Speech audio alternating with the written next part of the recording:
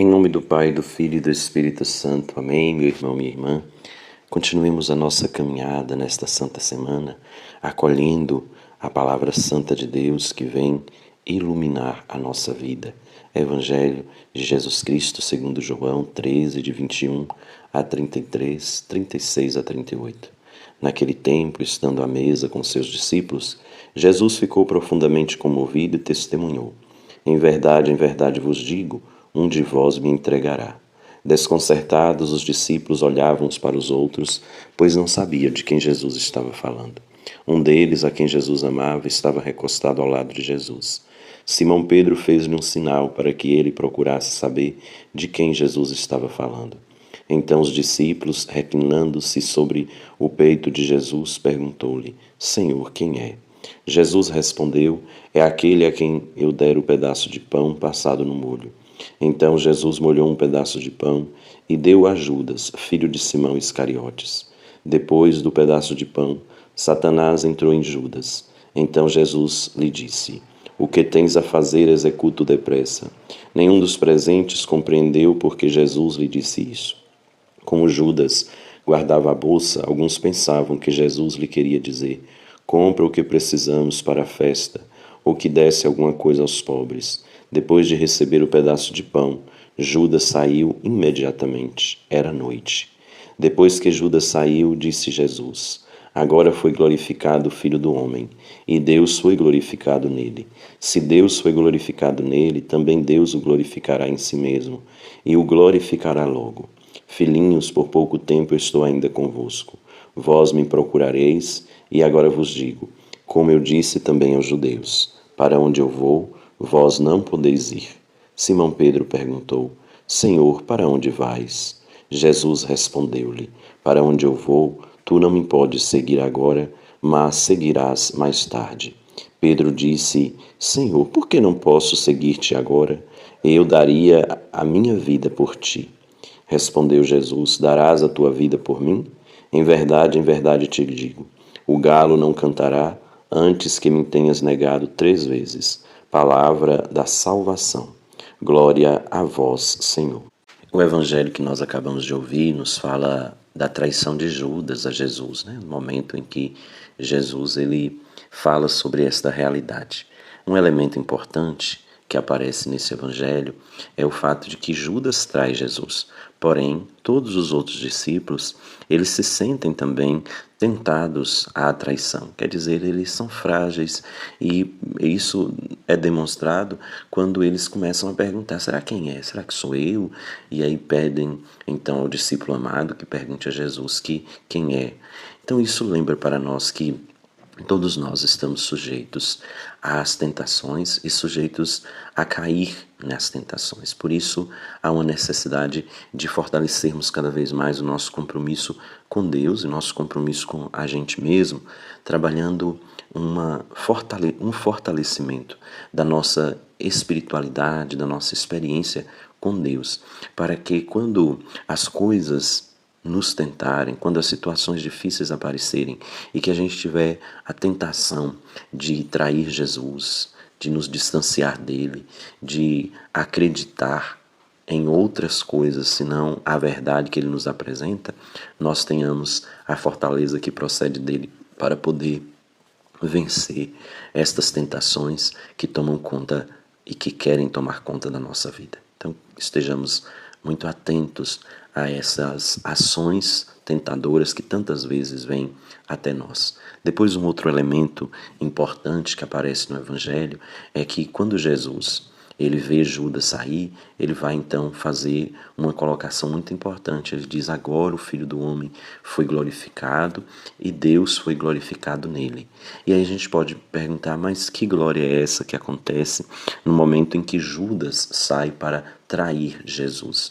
É justamente a glorificação que se dá no momento da entrega.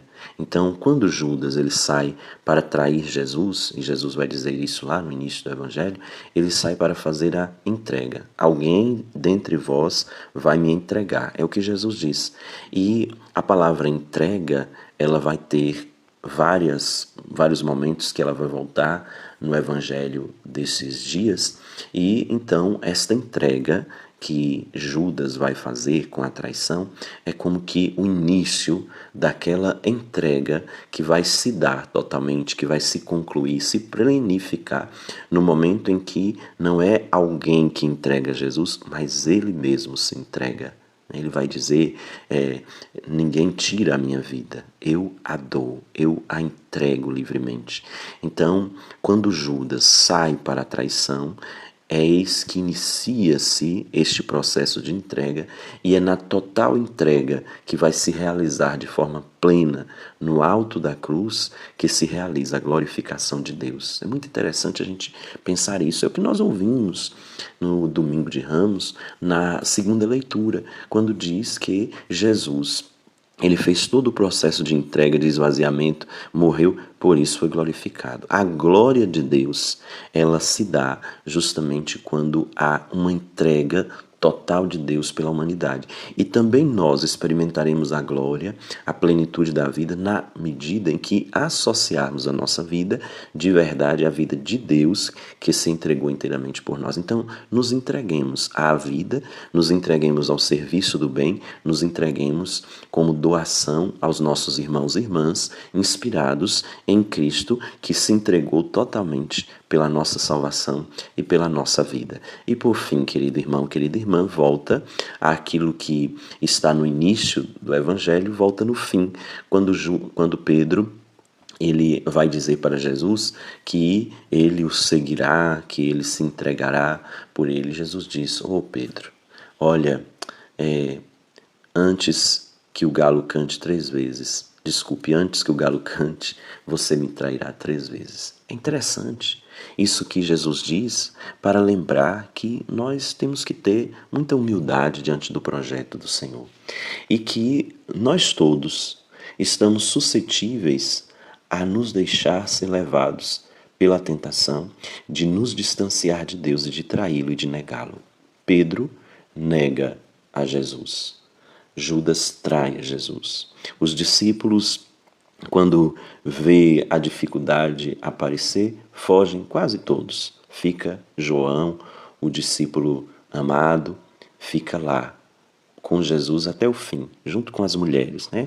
As mulheres sempre presentes, sempre mulheres que sentem de verdade a vida como experiência de comunhão, de sensibilidade. Os discípulos fugiram quase todos. Esta é uma realidade. Nós somos muitas vezes tentados a fugir de Deus, a fugir da responsabilidade. Aí Jesus, ele chama a atenção de Pedro, mas chama a atenção de cada um de nós também, para lembrar desta fragilidade que temos. Então, diante disso, o que precisamos fazer? Primeiro, precisamos ter humildade para saber que somos frágeis e que não devemos nos expor demais, achar que somos todos poderosos. Uma das leituras da Quaresma vai chamar a atenção da gente, diz, quem está de pé, muito cuidado para não cair. Então esse é um cuidado que a gente deve ter sempre, nunca achar que somos perfeitos.